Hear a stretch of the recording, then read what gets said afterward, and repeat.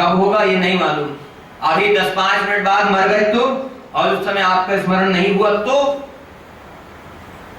जिसका स्मरण हो जाएगा उसकी योनि में जन्म लेना पड़ेगा।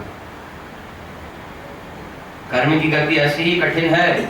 मोक्ष प्राप्त करने के लिए कर्म, ज्ञान, भक्ति ये उपाय बताए हैं, अनेक उपाय हैं। कर्म, ज्ञान, भक्ति भी उपाय है, लेकिन कर्म, ज्ञान और भक्ति इन तीनों उपायों के लिए अंतिम शर्त है कि अंत समय में भगवान का स्मरण होना ही चाहिए। ये अंतिम शर्त कहाँ नहीं है? भगवान की शरणागति में। इसलिए तो कहा कृष्ण तदीय पद पंकज पंजरांतम अद्यैव मे विशतु मानस राजहंस। आप कृपा करके अपनाइए, अपने चरणों में अभी स्थान दीजिए, अर्थात आपकी चरण शरण हो जाए, ये कृपा आप ही कीजिए, क्योंकि ये सबसे सरल उपाय है। इसलिए कहा जो कर्म ज्ञान भक्ति शरणागति उपाय न कर सके। हमेशा गाते हैं इसको, लेकिन समझिएगा ध्यान से। जो कर्म ज्ञान भक्ति, अब शरणागति की बात चल रही है और 7वें दिन तक भगवान की शरणागति की बात चलेगी, तो शरणागति कठिन भी थोड़ी मालूम होती है, क्योंकि भगवान ने कहा सर्वधर्मान परित्यज्य, सब छोड़ करके मेरी चरण शरण हो जाओ, एकमात्र वही धर्म अपनाओ जो मेरी शरणागति का धर्म है। तब शरणागति भी कठिन मालूम, तो बड़ी आशंकाएं कुशंकाएं मन में उत्पन्न होती हैं। ध्यान देकर सुनते रहिएगा। 7वें दिन तो सारी शंकाओं का समाधान ही करना है। 7वें दिन के कथा प्रसंग में सारी शंकाओं का समाधान ही करना है। अनन्यता का स्वरूप क्या हो, अनन्यता कैसी होनी चाहिए और अनन्यता की आवश्यकता क्यों है। तो अनन्यता की आवश्यकता इसलिए है कि वह मोक्ष पद देने वाले एकमात्र भगवान ही हैं। भगवान के अलावा मोक्ष कोई दे नहीं सकता। पिताजी से कुछ प्राप्त करना है तो पिताजी के असिस्टेंट से, मैनेजर से मांगने से मिलेगा? वो तो पिताजी से पूछेगा दें कि नहीं। और यदि बेटा लायक है, बेटा अच्छे आचरण वाला है, तो पिता तो किससे मांगना चाहिए? पिता से मांगना चाहिए। पिता से जो मिल सकता है वो असिस्टेंट से, मैनेजर से नहीं मिलेगा, है ना। वो कोई कर्मचारी, कोई अधिकारी नहीं देगा। जो पिता दे सकता है वो पिता ही देगा। पिताजी की संपत्ति पिताजी ही दे सकते हैं अपने को, बाकी और कोई नहीं देगा। तो वह मोक्ष, दिव्यधाम, परमपद, वैकुंठ, इसी श्रीमद् भागवत में प्रसंग आया 7वें दिन में। राजा मुचकुंद को देवताओं ने कहा वरम गृणीष्व भद्रम ते ऋते कैवल्य मध्यना, मोक्ष छोड़ करके चाहे जो वरदान मांगो। क्यों? एक एवेश्वरस्तस्य भगवान विष्णुरप्ययः, उस मोक्ष को देने वाले एकमात्र भगवान विष्णु ही हैं। एक एवेश्वरस्तस्य, एक ही ईश्वर है। हम नहीं कह रहे, देवताओं ने कहा। इसलिए भगवान कृष्ण ने कहा मनमना भव मत्याजी माम नमस्कुरु, मुझे ही नमस्कार करो, प्रणाम करो, मेरा ही बनो। और पिताजी की संपत्ति चाहते हैं तो पिताजी को छोड़ करके बाकी सबसे मांगता है, संसार भर के लोगों से मांगे मिलेगा। जो पिताजी देंगे वो संसार भर के लोग नहीं देंगे ना। पक्का ना? पक्का बोलिए। जो पिताजी का है वो पिताजी से ही मांगना पड़ेगा। और पिताजी से मांगना क्या पड़ेगा? यदि पिताजी के अनुकूल बन करके रहते हैं, जैसे पिताजी चाहते हैं वैसे बन करके, यदि लायक है, पिता को सुख प्रदान, पिता की सेवा करता है पिता के सुख के लिए, तो पिताजी खुश रहेंगे तो स्वयं ही देंगे, और दुखी रहेंगे तो भी देंगे। लेकिन यदि बेटा नालायक है, सारी धन संपत्ति लुटा देने वाला है, बर्बाद करने वाला है, तो फिर पिता नहीं देता। देता नहीं। जिसके योग्य है उसको मिलेगा। 2 बेटे हैं, उसमें से एक लायक है, बहुत अच्छा है, और एक नालायक है, दुष्ट है, तो किसको देता है पिता? जो लायक है उसी को देगा। तो लायक बनना है। एकमात्र भगवान का अनन्य दास है। केवल और केवल भगवान को ही अपना स्वामी मानता है, अपना मालिक मानता है, तो यही अनंता का स्वरूप है। तो अब ये बात कहने पे कठिन मालूम होती है, तो क्या कहा, शरणागति का ऐसा स्वरूप है, कठिन है तो नहीं लेकिन कठिन लगता है। तो यदि ये कठिन लगता है तो फिर क्या करो, जो कर्म ज्ञान भक्ति शरणागति उपाय न कर सके, ये चार उपाय यदि नहीं कर सकते, शरणागति भी नहीं कर सकते, कर्म ज्ञान भक्ति और शरणागति, इन चार साधन की कठिनता श्रवण करि मन में थके। इन चारों उपायों की कठिनता जो है उसको जान करके, सुन करके, श्रवण करके यदि थकावट मालूम होती है, यदि लगता है कि नहीं हम ये सब कर ही नहीं सकते, तो क्या करो, सो सब उपायों से सुलभ संबंध श्री गुरु चरण का, संस्मरण करि निश्चिंत होकर रहे भव भय हरण का। सो सब उपायों से सुलभ संबंध श्री गुरु चरण का, गुरु के चरणाश्रित हो जाओ। किस गुरु के, जो भगवान को प्राप्त करने का सही मार्ग बताने वाला गुरु हो, उस गुरु के चरण शरण हो जाओ। क्या करना, या पांचवा उपाय बता दिया, अब इसके आगे फिर कोई उपाय नहीं है। क्या कहा, यदि शाश्रितानां कनिष्ठो भवेयम् सदा पंचमोपाय निष्ठो भवेयम्, गुरुरंघ्रिरूपो भवेयम् भवेयम्, हरेरंतरंगो भवेयम् भवेयम्। यतीशा शितानाम कनिष्ठो भवेयम्, यतीश कहते हैं रामानुज स्वामी जी को। भगवान के आसन जो है शेष जी, उन्हीं के अंशरूप श्री रामानुज स्वामी जी अवतार हुए, उनको यतीश कहा। यति मतलब सन्यासी, सन्यासी में जो सबसे श्रेष्ठ हो। रामानुज स्वामी जी कैसे सन्यासी थे, भगवत शरणागति के मार्ग का प्रचार प्रसार किया और करोड़ों लोगों को भगवान के उस दिव्य धाम का अधिकारी बना दिया, और भगवान से शर्त मंजूर करा ली क्या कि जो हमारा अंतिम चरण संबंधी होगा उसको भी आप अपना दिव्य धाम प्रदान करेंगे, ये वचन दीजिए। भगवान खूब प्रसन्न हुए, कहा जो अंतिम चरण संबंधी होगा, जो आपका अंतिम शिष्य होगा, आपके शिष्यों की परंपरा में जो अंतिम शिष्य होगा, उसको भी मैं अपना दिव्य धाम प्रदान करूंगा, लेकिन 3 उपचार से बच करके जो रहेगा। इनकी चर्चा करेंगे, 3 उपचार कौन कौन से किस किस प्रकार के हैं। जो 3 उपचारों से बच करके रहेगा उसको, जो अंतिम चरण संबंधी उसको भी। यतीशा शितानाम कनिष्ठो भवेयम् सदा पंचमोपाय निष्ठो भवेयम्। उन गुरु रामानुज स्वामी जी का उपदेश क्या है, भगवान के दासों में जो सबसे छोटा दास है उसके भी दास बनो। यतीशा शितानाम कनिष्ठो भवेयम्, कनिष्ठ मतलब छोटा, उनके आश्रितों में जो सबसे छोटा है उससे भी छोटा, उसका भी दास बन करके रहो। सदा पंचमोपाय निष्ठो भवेयम्, सदा इस 5वें उपाय में लगे रहो। वह 5वां उपाय कौन सा है, गुरु रंघ्रि रूपो भवेयम् भवेयम्।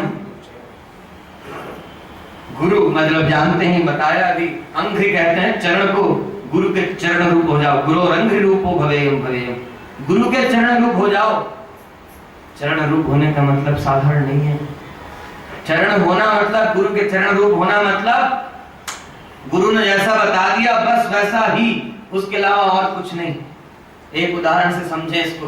कैसे, अरे हम खड़े होते हैं, चलने के लिए चलते हैं, तो अपने चरणों को, अपने पैर को जहां रखते हैं वही रखाता है ना। आंख कह रही, बुद्धि कह रही इधर चलना, पैर कहता है हम इधर जाएंगे, नहीं ना। पैर को उठा करके जिस दिशा में रखते हैं उधर ही चलता है, उसके अलावा और कहीं तो नहीं चलता। नहीं आ रहा समझ में? आ रहा है। पैर को जिधर रखते हैं, जिधर चलाते हैं उधर ही चलता है ना। तो गुरु के चरण रूप होना यही है, गुरु जैसा बताया, जिधर चलाए, जैसा चलाए वैसा ही चलना, उसके अलावा और कुछ नहीं। गुरु रंघ्रि रूपो भवेयम् भवेयम्, तब क्या होगा, हरे अंतरंगो भवेयम् भवेयम्, हरि के, भगवान के अंतरंग हो जाओगे। ऐसे भगवान का अंतरंग होना। और भगवान का अंतरंग होना क्या है? वही मोक्ष पद प्राप्त कर लेना, जहां भगवान का नित्य दर्शन, सदा सदा भगवान का दर्शन मिलता रहेगा, सदा भगवान की सेवा मिलती रहेगी, भगवान से कभी बिछुड़ना नहीं पड़ेगा। ऐसे भगवान के अंतरंग बनना है तो क्या करें? कर्म ज्ञान भक्ति की एक कठिनता तो है, तब शरणागति है। फिर इन तीनों उपायों के बाद शरणागति, भगवान की चरण शरण ग्रहण करो। कैसे? गुरु के बताए अनुसार भगवान की चरण शरण होना। जो सुखदेव जी महाराज ने बताया, जो व्यास जी महाराज ने लिखा है, जो गीताचार्य भगवान श्री कृष्ण ने बताया है, जो भगवान श्री रामचंद्र जी ने कहा, भगवान कहते ना कृष्णम वंदे जगत गुरु। जगत गुरु क्यों कहा? सारे जगत के गुरु हैं भगवान श्री कृष्ण। और क्या शिक्षा दी? गीता का उपदेश करने के कारण भगवान को जगत गुरु कहा, भगवान कृष्ण के लिए ही। मतलब वैसे तो भगवान है ही जगत गुरु, लेकिन गीता का उपदेश करने के कारण भगवान कृष्ण को जगत गुरु कहा। भगवान ने क्या उपदेश किया उस गीता में? कर्म ज्ञान भक्ति ये सब बताकर के अंत में शरणागति योग का उपदेश किया। तो ऐसा बनना। सुखदेव जी कह रहे हैं, परीक्षित, भरत जी को हिरण की योनि में जन्म लेना पड़ा, लेकिन पिछले जन्म में भगवान का भजन खूब किया करते थे, तो भगवान के नाम का प्रभाव था, भगवान की कृपा थी कि इस हिरण की योनि में भी भगवान की विस्मृति नहीं हुई, भगवान का स्मरण फिर भी करते रहते थे, भगवान के स्मरण करते रहते थे। ऐसे ही समय बीता, वो शरीर भी छूट गया। अब ब्राह्मण कुल में जन्म हुआ। ब्राह्मण कुल में जन्म हुआ तो इनके पिताजी चाहते थे, उपनयन संस्कार किया, जनेऊ कराया, उसके बाद चाहते थे कि शीघ्र से शीघ्र, जल्दी से जल्दी इनको वेद वेदांत का ज्ञान करा दें। लेकिन सुखदेव जी कह रहे हैं, परीक्षित, वेद वेदांत का ज्ञान तो दूर रहा, 3-4 माह में गायत्री भी ठीक से नहीं सीख पाए और पिताजी की मृत्यु हो गई। कुछ समय बाद माता जी की भी मृत्यु हो गई। लेकिन ये सीखना क्यों नहीं चाहते? वेद वेदांत का ज्ञान प्राप्त नहीं करना चाहते, क्यों? वेद वेदांत का सार इनको मालूम है ना, इसलिए अब ये सब पढ़ के क्या मतलब? अब पीजी हो गया तो फिर केजी 1 में जाके क्या पढ़ेंगे? फिर वहीं से शुरुआत करने का क्या मतलब? पीजी कर चुके हैं, पोस्ट ग्रेजुएशन क्या पीएचडी कर चुके हैं, मालूम है कि भगवान की चरण शरण होना ये वेद वेदांत का सार है। बताया ना, निगम कल्प तरोर गलितम फलम, वेद वेदांत रूपी कल्प वृक्ष का पका हुआ फल है यह श्रीमद् भागवत महापुराण। और इसका क्या कथन है? यही चल रहा है, जो इसका यही कथन है कि संसार सागर से छूटना है तो भगवान नारायण की चरण शरण हो, इसका यही कथन है। तो इन सब वेद वेदांत का सार क्या है? भगवान की शरणागति, भगवान की सेवा, भगवान की भक्ति। यह बात इनको मालूम है, तो जानते हैं कि फिर ए से स्टार्ट करेंगे, क्लास केजी 1 से स्टार्ट करेंगे, शुरुआत करेंगे, तो फिर कहीं उलझ करके रह गए तो। इसलिए यह श्रीमद् भागवत का ज्ञान जो मिल रहा है हमको, इसके सार को ग्रहण करके भगवान की शरणागति करनी चाहिए गुरु के बताए अनुसार। जैसा सुखदेव जी महाराज ने बताया वैसे, जैसे व्यास जी महाराज ने बताया वैसे, जैसे भगवान श्री कृष्ण ने बताया वैसे। 3 माह में गायत्री भी नहीं सीख सके, वेद वेदांत सीखना तो सब जानते हैं, इसलिए नहीं सीखा। और सब जानते हैं तो फिर सीखना बाकी क्या रहा? इसलिए इस तरह का स्वभाव है। पिताजी कुछ नहीं सिखा सके, मृत्यु हो गई, माँ भी चली गई। उन ब्राह्मण देवता की 2 पत्नियां थी, ये छोटी पत्नी जो थी उनके पुत्र थे, बाकी बड़ी पत्नी के 9 पुत्र थे। वो सब बड़े बड़े कर्मकांडी ज्ञानी थे, उनका कर्मकांड में बड़ा विश्वास था। लेकिन ये ऐसी वृत्ति धारण कर रखी है कि लोग इनको विक्षिप्त कहा करते हैं, पागल कहा करते हैं। जैसे ऋषभ देव जी की प्रवृत्ति थी, अवधूत वृत्ति धारण कर रखी है, भिक्षा। अब सबने, पिताजी चले गए, माताजी चली गई, तो भाइयों ने सोचा ये किसी काम का तो है नहीं, बुद्धि तो है नहीं। बुद्धि क्या नहीं, काम क्या नहीं है, ये भगवान के स्मरण में, भगवान के ध्यान में रहते हैं, उसके अलावा और किसी काम में लगना चाहते नहीं। क्यों? क्योंकि और किसी में लग गए तो फिर पता नहीं क्या क्या भोगना पड़ेगा। पहले 2 जन्म तक भोग चुके हैं। तो भाइयों ने सोचा ये किसी काम का तो है नहीं, खेत की रखवाली में लगा दो, खेत की रखवाली में लगा दिया। खेतों में रहा करते हैं, रखवाली किया करते हैं, और फसल से गिर करके जो अनाज इकट्ठा हुआ कभी उसको खा लिया करते हैं, कभी भिक्षा मांग करके काम चला लिया करते हैं। मिल गई तो ठीक है, नहीं मिली तो भी ठीक है। इस तरह की वृत्ति है, ऐसे जीवन यापन कर रहे हैं। सुखदेव जी कह रहे हैं, परीक्षित एक बार की बात है।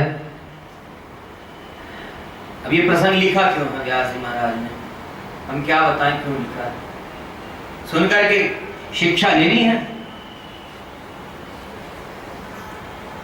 एक बार की बात है, एक डाकुओं के सरदार ने किसी मनुष्य को पकड़ा था। अभी भरत के चरित्र में चल रहा है, ध्यान दीजिएगा।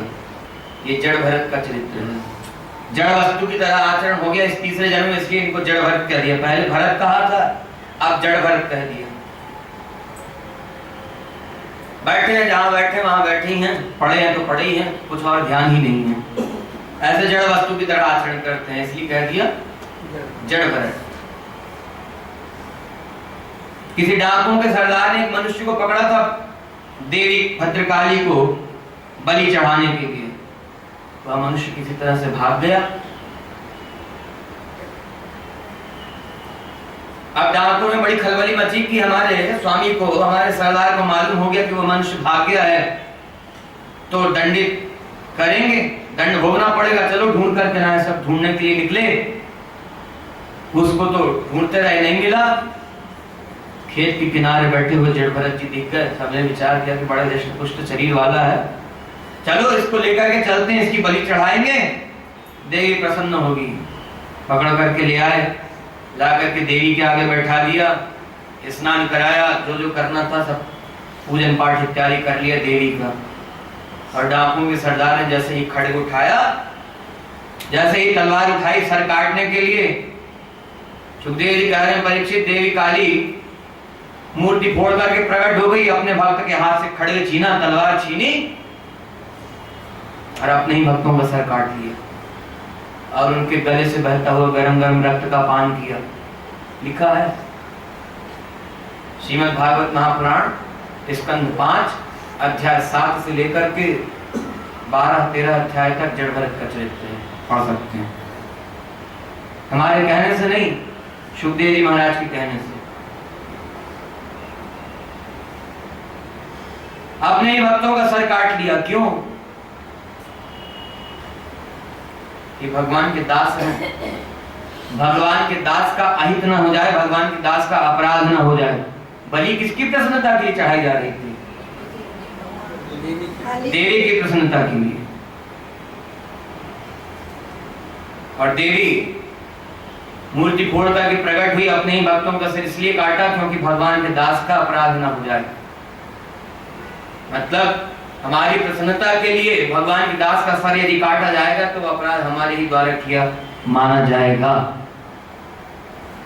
और किसी भी तरह से भगवान के दास का अपराध हमारी प्रसन्नता के लिए तो नहीं होना चाहिए, इसलिए अपने ही भक्तों का सर काट लिया।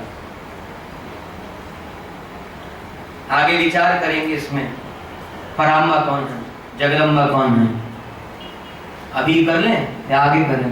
भगवान श्री रामचंद्र जी के चरित्र में करेंगे विचार। जगदम्बा कौन है, पराम्बा कौन है, वास्तव में माँ कौन है? हाँ, सुनकर के विचार कीजिए। लेकिन भगवान श्री रामचंद्र जी का चरित्र कल ही है, तो उसको सुनने के बाद स्पष्ट हो सकेगा।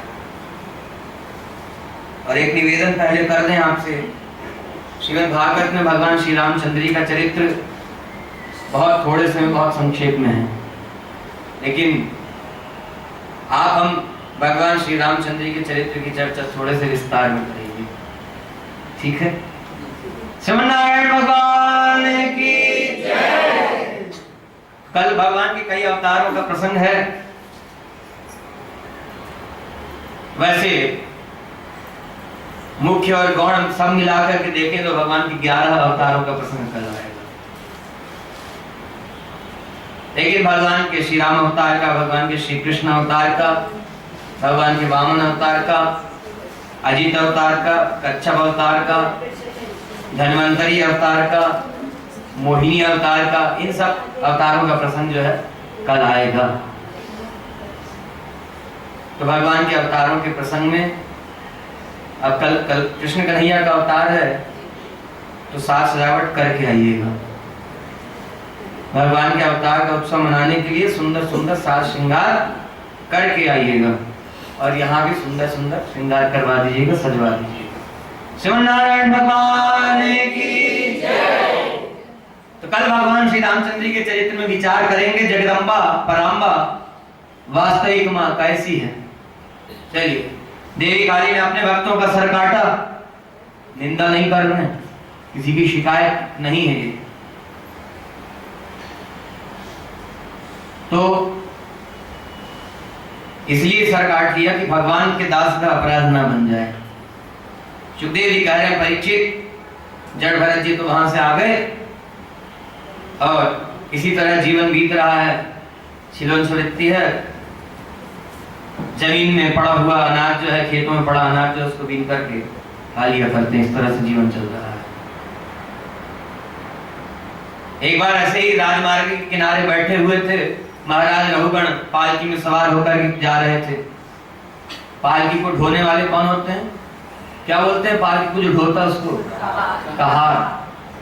नए लोगों को मालूम ही नहीं है पालकी क्या होती है, नहीं मालूम, तो कहार कहाँ मालूम होगा?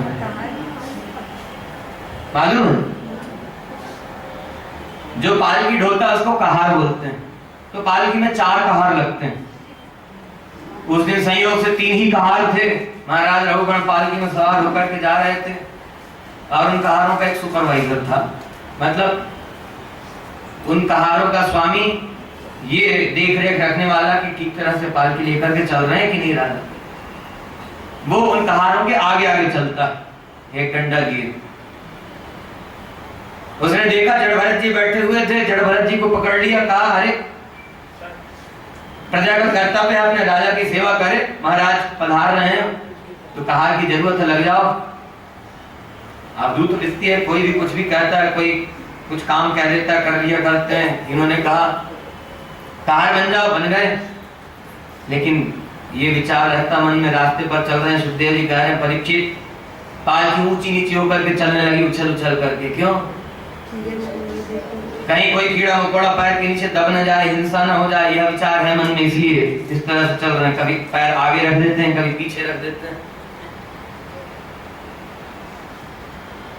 तो पालकी ऊंची नीची हो रही है। महाराज रघुगण ने डांट लगाई, अरे ठीक से चलो।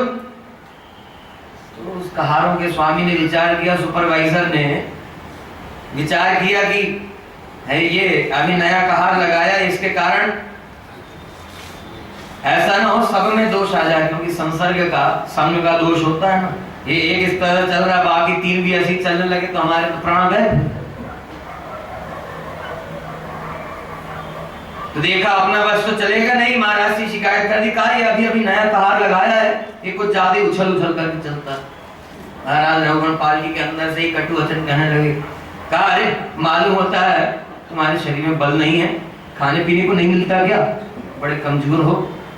कहा ठीक से चलो, डांट लगाई, मगर इनको क्या फर्क, ये तो अभी भी वैसे ही चल रहे हैं, कीड़े मकोड़े देखते हुए कभी पैर पीछे रख दिया, कभी आगे रख दिया, ऐसे ही चल रहे हैं। अब महाराज रघुगण को बहुत जोर से गुस्सा आया, बहुत क्रोध आया। पालकी रुकवाई, उतर करके खड़े हुए बड़ी जोर से डांट लगाई, कहा देखने में तो बड़े मोटे ताजे दिखते हो, बड़े हृष्ट पुष्ट दिखते हो, बल नहीं है शरीर में। कहा ठीक से चलो, नहीं तो अभी दंडित करूंगा। महाराज भरत ने कहा राजा दंडित करेंगे, कर लीजिए।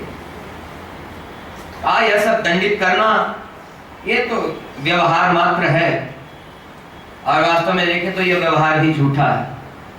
कहा आपको ये जो अभिमान है मैं राजा हूं और मेरे लिए जो कह रहे हैं प्रजा हो, यह सब यहाँ इस संसार का ये सब व्यवहार है। आप राजा हैं, प्रजा हैं, इसके पहले किसी शरीर में थे क्या मालूम। जीव तो अलग अलग शरीरों में अपने कर्म प्रारब्ध अनुसार जाता रहता। तो इससे क्या लाभ होने वाला है? और आपका यह जो दंड देना है, दंडित करना है, इससे शरीर को कष्ट होगा, आत्मा का, जीव का क्या बिगड़ेगा? कहा इसलिए राजन व्यर्थ अभिमान नहीं करना चाहिए। बहुत सी बातें कही, महाराज रघुवर ने चरण पकड़ लिए, कहा ऐसे उपदेशक के रूप में, महात्मा के रूप में आप कौन हैं? अपना विष छुपाए हुए। मैं तो तत्व ज्ञान की प्राप्ति के लिए उन सांख्य योग के उपदेष्टा भगवान कपिल के पास जा रहा था। क्या आप स्वयं वही भगवान कपिल हैं या कोई और हैं? कृपा करके बताइए कौन है। इन्होंने कहना आरंभ किया, कहा महाराज मैं साधारण मनुष्य हूं और पिछले जन्म में मैं महाराज भरत था। महाराज भरत? सब बताया किस किस कारण से हिरण्य योनि में जाना पड़ा और इस शरीर में आया हूं। राजन, मनुष्य मात्र का कर्तव्य है, मैंने जो गलती की थी वो बता रहा हूं, मनुष्य मात्र का कर्तव्य है भगवान की सेवा करे, भगवान की चरण शरण होकर के रहे, भगवान की चरण शरण होकर के भगवान की सेवा भजन करता हुआ समय बितावे। यह मनुष्य शरीर मिला है इस संसार सागर से छूटने के उपाय कर सके, इसके लिए मोक्ष प्राप्ति का साधन बन सके, इसके लिए मनुष्य शरीर है और किसी दूसरे कार्य के लिए। बाकी यह सब व्यवहार जो है, जो आप कह रहे हैं, यह सब मिथ्या व्यवहार है और ये सब कर्म प्रारब्ध के अधीन है। शरीर से दंड भोगना है तो वो तो भोगना ही पड़ेगा, आप दंडित करें या कोई और करे, ये सब तो भोगना पड़ेगा। लेकिन जो अपना कल्याण चाहता है वो इन सब की चिंता फिकर छोड़ करके उन भगवान नारायण को भजे। सारी बातें समझाई, अंत में कहा महाराज कोई कितना बड़ा भी ज्ञानी हो, लोगों को ज्ञान का अभिमान हो जाया करता है। किसी को धन का अभिमान है, किसी को पद प्रतिष्ठा का अभिमान है, किसी को विद्या का अभिमान है, किसी को जाति का, कुल का अभिमान है। कहा यह सब अहंकार पतन का, नाश का कारण है। लेकिन ज्ञानी पुरुष को तो चाहिए कि भगवान की चरण शरण होकर के उनकी सेवा करते हुए जीवन बिता करके उस अक्षय पद को, उस नित्य धाम को प्राप्त कर ले, जहां जाकर के फिर इस संसार में गिरना नहीं पड़ता। कहा राजन लेकिन कितना भी बड़ा विद्वान हो, कितना भी अध्ययन करता हो, स्वाध्याय करता हो, कुछ भी करता हो, कथा श्रवण करता हो, कुछ भी करता हो, कितना भी बड़ा वेद वेदता हो, वेद वेदांत का ज्ञानी हो, लेकिन यह संभव तब तक नहीं है जब तक गुरु से शिक्षा प्राप्त नहीं की है, गुरु से ज्ञान प्राप्त नहीं किया। रघुगणी तत्तपसा नयाति न चेज्जया निर्विपणा गृहात्वा। हे रघुगण, भगवान के चरणों में अनन्य प्रीति, अनन्य निष्ठा तब तक प्राप्त नहीं होगी जब तक भगवान को बताने वाले गुरु की चरण शरण ग्रहण नहीं की है। भला ही वेद वेदांत का ज्ञानी हो, खूब वेद वेदांत का अध्ययन करता हो, उपनिषद का ज्ञान रखता हो, स्वाध्याय करता हो, योग ध्यान धारणा समाधि इत्यादि खूब रमाता हो, लेकिन इन सबसे कोई लाभ नहीं जब तक इस सत्य ज्ञान को बताने वाले गुरु की चरण शरण ग्रहण नहीं की है। बिना महत्पाद रजोभिषेकम, महात्मा पुरुष की चरण रज से अपने को अभिषिक्त किए बिना, महात्मा पुरुष की चरण रज को अपने माथे पर चढ़ाए बिना, महात्मा पुरुष की चरण शरण हुए बिना, चरण रज को माथे पर धारण करना, चरण रज से अपने को अभिषिक्त करने का मतलब यही है, चरण शरण होना। बिना महत्पाद रजोभिषेकम, महात्मा पुरुष की। ये भरत जी कह रहे हैं, महाराज रघुगढ़ से लिखा है, सुखदेव जी महाराज ने इसका प्रवचन किया, वेद व्यास जी ने इसको लिखा है। और लिखा है तो क्यों लिखा है?